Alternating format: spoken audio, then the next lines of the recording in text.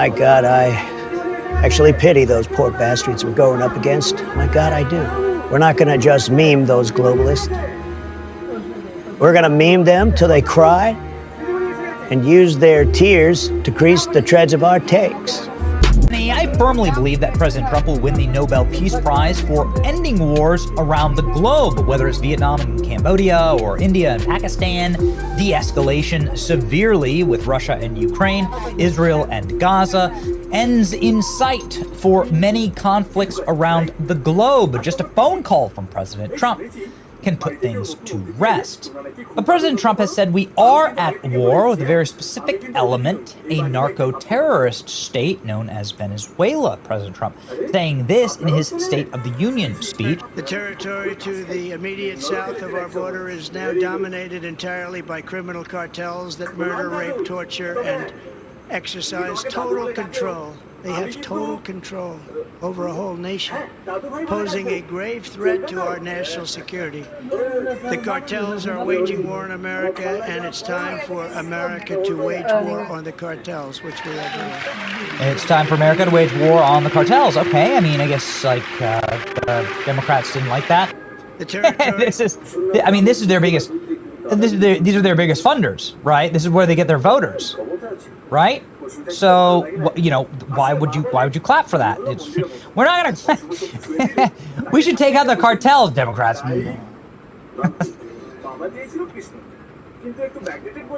The trolling will continue until morale improves.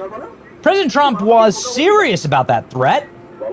Now, it seems as though there is some major military action that is about to take place against Venezuela. The Venezuelan communist dictator MaDURO fires warning at Trump as U.S. forces amass around Venezuela. And what do you think about this? I haven't read into this very deeply. I guess we're all going to learn about this together. We've obviously covered quite extensively the war in Ukraine and the war in Gaza, and I'm very anti-American interventionism. I am anti-American boots on the ground in foreign nations. I don't like it. I don't want it. It's not what I'm going to ever advocate for on this channel. However, well, Venezuela is probably the single worst actor when it comes to the criminal enterprises here in the United States of America. And they are the largest operator of criminal gangs. Venezuelans, whenever there's a murder of a criminal alien, often there is a Venezuelan involved, like, for instance, in the murder of Laken Riley. This is a good example. The Laken Riley murder was a Venezuelan. But there's a huge criminal gang population called Tren de Aragua that is Venezuelan in their origin. It's a criminal gang from Venezuela that operates inside of the prison system of Venezuela. Nasty people. Anyway, the point is that, well, let's read and find out what's going on. Are we going to war with Venezuela? What do you think about that? Venezuelan President Nicolas Maduro warned that his country could not be invaded as the United States ramped up military presence in the southern Caribbean. There's no way that they can enter Venezuela, Maduro said, calling the U.S. deployment of multiple warships, a nuclear-powered submarine, and 45,000 troops a siege that only strengthens the government. A move, part of the President Donald Trump's intensified anti-drug cartel operations, sparked the most serious U.S.-Venezuela confrontation in years. Why it matters. The standoff signals Washington's growing willingness to project military force in Latin America under the banner of countering drug cartels while simultaneously putting pressure on the Maduro regime. For Venezuela, the deployment of reinforces Maduro's narrative of foreign aggression and allows him to rally domestic support and mounting political economic pressures. The escalation also tests regional diplomacy. Well, I guess we'll see. Speaking at a military ceremony in Caracas, Maduro portrayed the U.S. naval presence as a hostile siege that violates the UN's charter. He thanked the Colombian president for deploying 25,000 troops to support security along their border. The State Department also put a $50 million bounty on Maduro's head. That's a lot of money, hombre. Look at that gold chain. Very interesting. That's a lot of money. U.S.-Venezuela tensions rise as warships arrive in the southern Caribbean. Tensions between the United States and Venezuela are rising as a large U.S. naval buildup in the southern Caribbean and nearby waters.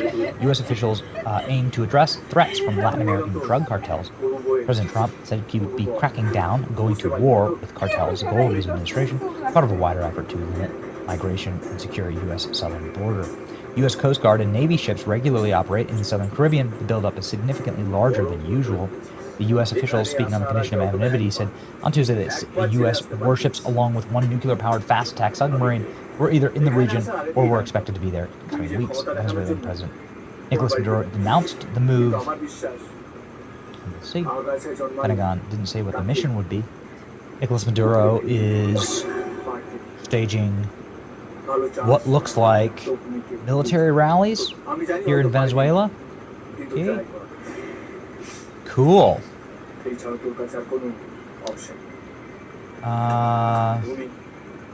Like has very much like a Saddam Hussein feel to it. Yeah. So great, I guess. But also everyone's starving.